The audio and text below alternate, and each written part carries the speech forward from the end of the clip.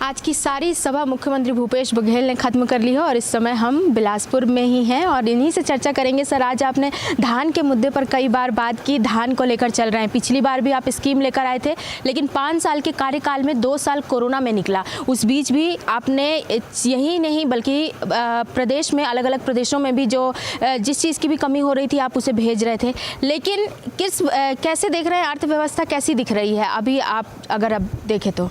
देखिए, सबसे बड़ी बात यह है कि किसान हो या मजदूर हो, चाहे लघु उपज संग्राहक हो, यदि उनके जेब में पैसा जाता है तो वो पैसा बाज़ार में आता है, तो इससे लोगों को रोज़गार भी मिलता है, व्यापार व्यवसाय भी आगे बढ़ता है। तो छत्तीसगढ़ की जो अर्थव्यवस्था है उसमें आमूलचूल परिवर्तन आया है। तो ये बहुत बड़ी बात हुई पिछले 5 साल में। और आगे बढ़ाने के लिए हमने फिर से किसानों को कहा कि हम किसानों का कर्जा माफ़ करेंगे और राजीव गांधी किसान न्याय योजना मिला के उसको 3200 प्रति क्विंटल के हिसाब से प्रति एकड़ 20 क्विंटल धान खरीदेंगे।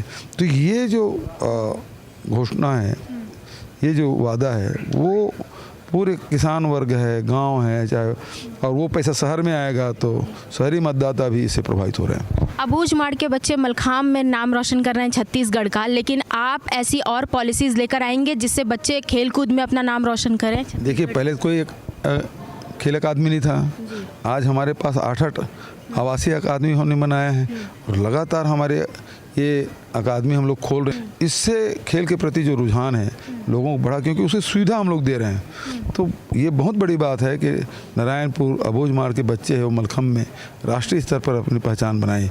ये खेल दरअसल महाराष्ट्र का है, फिर भी छत्तीसगढ़ में इसमें राष्ट्रीय स्तर पर उसकी पहचान बनी है।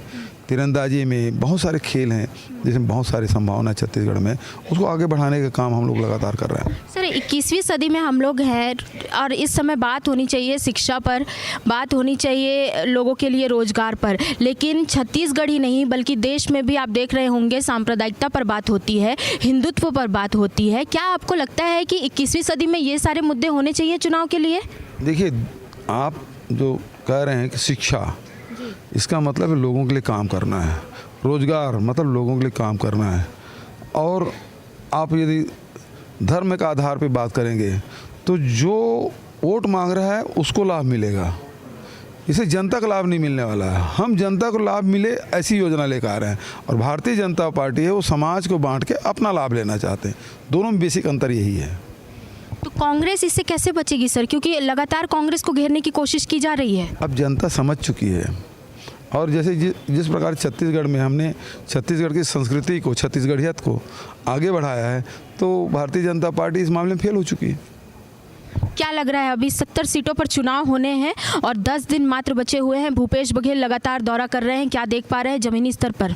मैं रोज़ कम से कम 4, 5, 6 विधानसभा रोज़ कर रहा हूँ और ज़बरदस्त उत्साह जैसे आपने देखा है किस प्रकार से मुंगेली में भीड़ उमड़ के आई, जिस प्रकार से लोरमी में वहाँ तो जगह कम पड़ रहा था, इतनी भीड़ थी।